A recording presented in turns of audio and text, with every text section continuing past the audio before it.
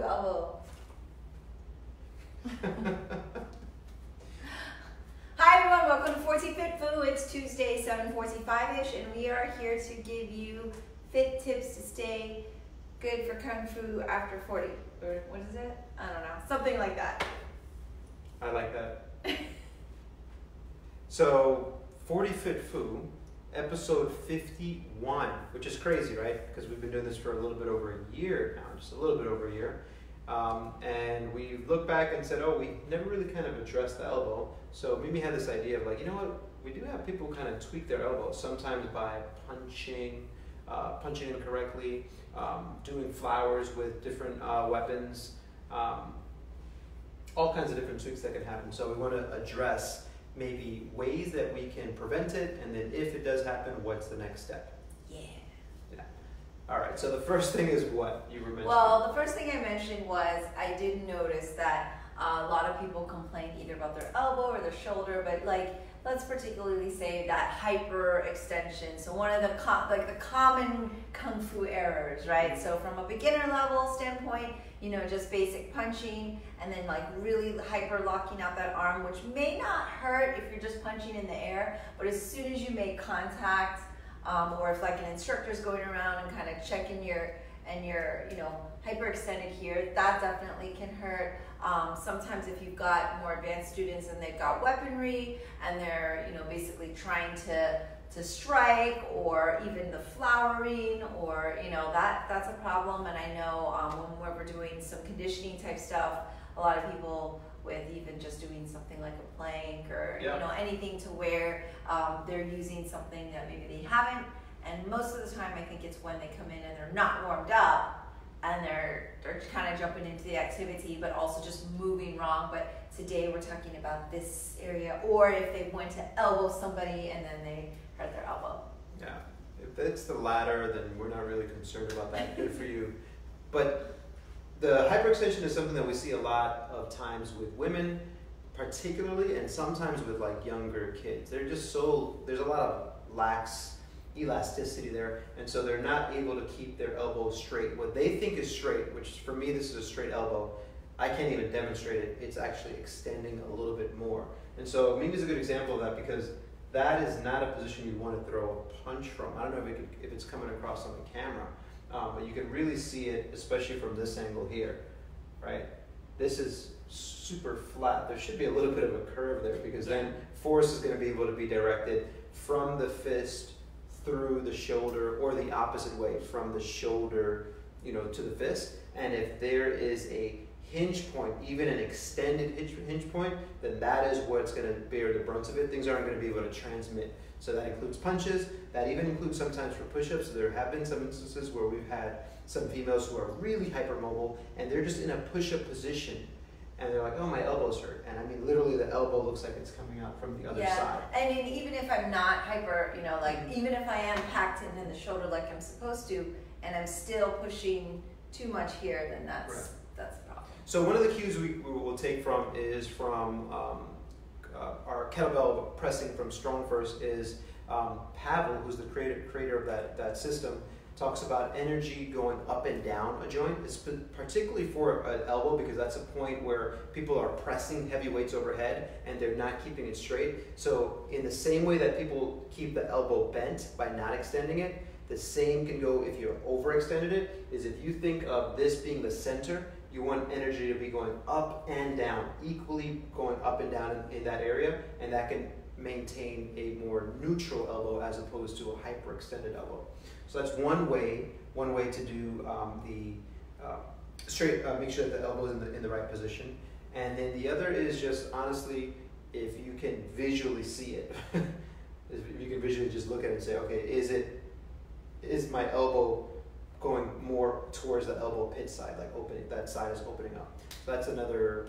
Yeah, and I mean, that's actually something good that you just brought up, because I actually feel like, especially if we have 40-plussers, maybe this is their first activity that they're doing in a very long time, there's a lot of like lack of body awareness, and actually going, you know, I'll tell students like, you know, your wrist is bent. Like, what do you mean? I don't see it, or I can't tell, or, you know, and I think the same might be into there. So I mean, I don't know if there's any like physical cues that maybe you can give them, they can feel or something, or maybe there's something we can give them advice on? Because I realize, like, to me, I'm just like, it's not straight. Your wrist isn't straight, or your elbow's not straight, and maybe there's something we can kind of help them with in terms of what they should be feeling, or like a checkpoint or something, or maybe when you do the plank or something, what you're supposed to feel. Because I feel like in the air, in the air, it's so obscure. There's just air. But when you have resistance, that's usually where, you can kind of feel a little feedback. Right. Well, when it comes to the wrist, there's a lot of times where we have said, oh, your wrist isn't straight and people don't believe you. And really just us applying pressure on a bent wrist,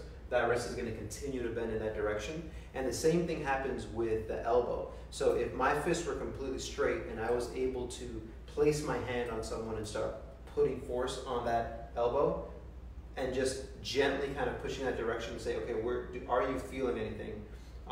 That could be one way for someone to be a little bit more self-aware with that. That being said, make sure that you don't apply so much pressure that you're going to cause pain to someone. Because if someone is very unaware and you're starting to put pressure and they're like, no, I don't feel it, oh, snap. Literally, oh, snap. Oh, yeah, if you have like a bad partner in self-defense. Yeah, so that's one way that, a qualified coach can kind of like start applying a little bit of pressure. I may have lost signal on my side, so if you are watching on Control Your Health, great. If you're watching on my side and I don't have signal, I'm about to reconnect, so. Yeah, so that's one option, and then this is going to be a huge surprise for everyone. But one way to bring a lot of awareness to a particular joint is by every single day taking that joint through its full range of motion. So your elbow, kind of similar to when, if you look back at how we did our knee episode, is I like to have like my finger as a cue to make sure my elbow isn't moving laterally this way. So my elbow stays close to my body. My wrist doesn't initiate the movement. So if you can imagine an X on my forearm, that is what's moving, right? And so what we don't want is this kind of twisting at the wrist. So if I'm kind of really twisting here and back from the forearm, then I'm putting force into this joint. And so the first thing I'm getting is some nice rotation. And then the next step is now rotation and adding the articulation, that full circle to make. And you can go in both directions. So the way that I would explain this is, you have your finger on your elbow, you bring your palm towards your chest, and then you turn out. Imagine that imaginary X on the forearm. And you keep kind of spinning out as you bring the arm down, and then you turn the arm in, and keep trying to twist from here as you bring the arm up, and then do the reverse. So I know we talk about joint stuff all the time, but if you have issues with not understanding where the position is of a joint, the best thing you can do is take that joint through its full articulation, its full circle every single day, and that way, even if it's just one time, then when it's time for a good coach or your Sifu to say, hey, your wrist isn't straight, you'll know because you're taking it through all those positions. This wrist, elbow, they all kind of are the same thing. That's the way I look at it. Okay. Yeah. Sorry for the interruption on my side, but this is what I get for trying out new technology. And I think if you're just joining me on my side, when you started, you just saw Oscar doing like the Queen's Wave, but you could check out the follow-up video on the YouTube channel and you'll see the whole complete posted one. And he wasn't just doing the Queen's Wave, he was actually doing, surprise, surprise, some joint mobility. Yeah. So we talked about people extending their elbow, overextending the elbow. A lot of times it's hypermobile females. We do have some guys who are hypermobile. Sometimes it's the younger kids, so that when they punch, they kind of tweak their shoulder, they tweak their elbow. But I said I jumped ahead. But a lot of times when people have issues here, it's good to look at the stuff. Literally, we don't have to name it. The stuff above or below it. And mostly when you're dealing with the elbow, you usually got issues upstream. So that means your shoulder, your neck. You go into the shoulder blade and your T-spine. And we are not going to reiterate it because we did 3 episodes on it already, but a lot of times it comes back to breathing to set yourself a good baseline from the center out, and then you will have more success. So that's kind of the way that I look at it. When someone is consistently having distal, like further from the center joint issues, let's bring it back to the center and see if you're doing some certain things correctly, breathing and then expanding out from there. Awesome. And because I'm so distracted from my technical difficulties earlier, but did we talk about how that translates for like weaponry or maybe using different apparatus? I know for kettlebells, it's like super important, and for kung fu, people are like, well, you know, if you don't have your elbow, you got a bunch of other moving parts or whatever. But I mean, especially for something we like to bring it back to sword work, like flowering. You know, if this isn't working right, it's going to cause all sorts of other issues. Yeah. Like you said, above or below it, and we definitely don't want that. Yeah. So a lot of times, things that present. So if you're presenting with elbow pain, unless it's what we talked about at the beginning of our episode, which is a little bit too much hyperextension of there. If it's not that, if you don't have that issue, but you are always having elbow pain, it usually isn't because of the elbow. So a way to get yourself back on track is by doing the joint mobility for the elbow. But that will only solve that issue of the elbow, like it being the victim.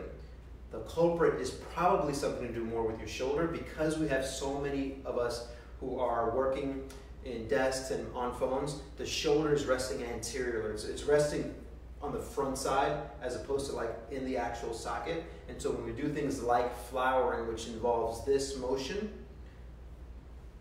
then your shoulder runs out of room, and then you've got this moment arm with the weight of a weapon like a sword, and there's a lot of torsion that's being put, a lot more demand is being put on the elbow than is necessary. So you can keep working on the strength of the elbow and the mobility of the elbow, but if the culprit is the shoulder, it's going to continuously keep coming back. You can be like, oh, my elbow feels better again, and then you go back, which is something that I've had a lot of issues with, sometimes with my wrist. I was like, oh, my wrist is bothering me, get my wrist back to normal, but I needed to address my shoulder mobility first, because it was affecting everything going down. So we were calling this Kung Fu elbow. Is this pretty much the same thing as what people call tennis elbow when they start feeling you know what? Elbow? So is that something different? I can't really diagnose that, but I will say that well, the origins of the problem. A lot of people who are lacking in internal and external rotation of the shoulder, this type of stuff, like when you're lacking this, it presents sometimes and referred like elbow pain. Sometimes. But honestly, who knows? Because every single person is different.